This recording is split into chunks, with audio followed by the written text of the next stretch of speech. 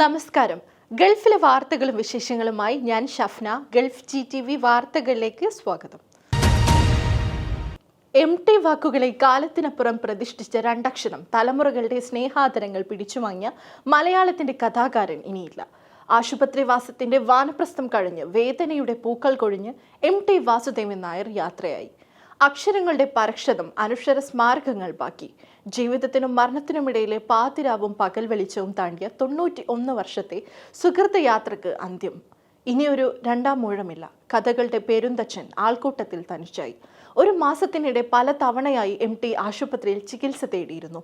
ഹൃദയാഘാതവും ശ്വാസതടസ്സവും അനുഭവപ്പെട്ടിരുന്നു.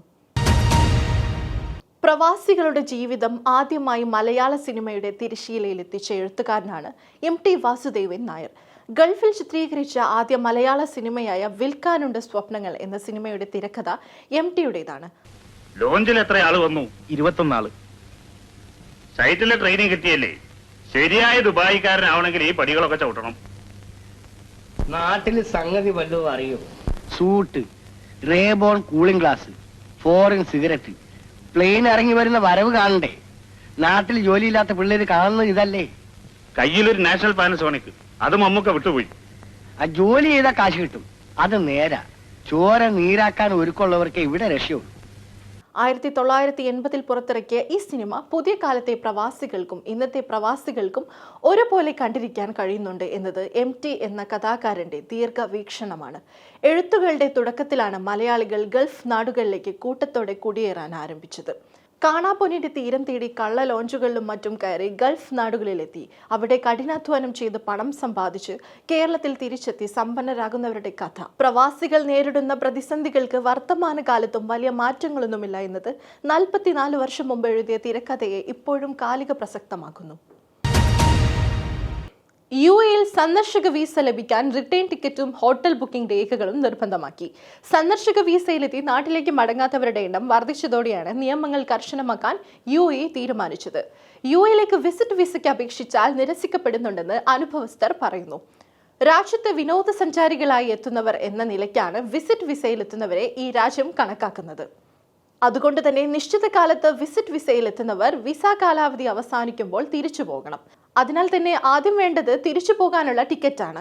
UAEയിലെത്തിയാൽ താമസിക്കുന്നതിനുള്ള സ്ഥലം ഉണ്ടായിരിക്കണം. കൂടാതെ ഇവിടെ തങ്ങുന്നതിന് ആവശ്യമായിട്ടുള്ള പണത്തിന്റെ സോഴ്സ് എവിടെ ഉണ്ടായിരിക്കണം. ഈ 3 രേഖകളും കൃത്യമായാൽ വിസിറ്റ് വിസ ലഭിക്കും. UAE വൈസ് പ്രസിഡന്റും പ്രധാനമന്ത്രിയും ദുബായ് ഭരണാധികാരിയുമായ his highness Sheikh Mohammed bin Rashid Al Maktoum സുസ്ഥിര വികസനത്തിൽ UAEയുടെ മുൻനിര ആഗോള സ്ഥാപനം ശക്തിപ്പെടുത്തുന്നതിന് ധീരവും നൂതനവുമായ സമീപങ്ങളുടെ പ്രാധാന്യം അറിയിച്ചു. ദുബായ് കിരീടാവകാശിയും ഉപപ്രധാനമന്ത്രിയും പ്രതിരോധ മന്ത്രിയും എക്സ്ക്ലൂസീവ് കൗൺസിൽ ചെയർമാനുമായ Sheikh Hamdan bin Mohammed Rashid Al മക്തൂമിന്റെ സാന്നിധ്യത്തിൽ പ്രമുഖ നേതാക്കളും പ്രമുഖരും മുതിർന്ന ഉദ്യോഗസ്ഥരുമായി സബീൽ പാലസിൽ നടന്ന യോഗത്തിൽ സംസാരിക്കുകയായിരുന്നു അദ്ദേഹം.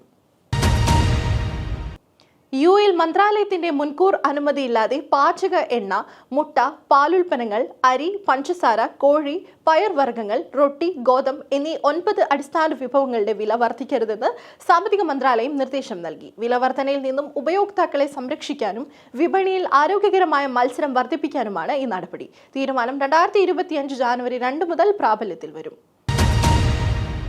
ഇതോടെ വാർത്തകൾ കഴിഞ്ഞു. നമസ്കാരം.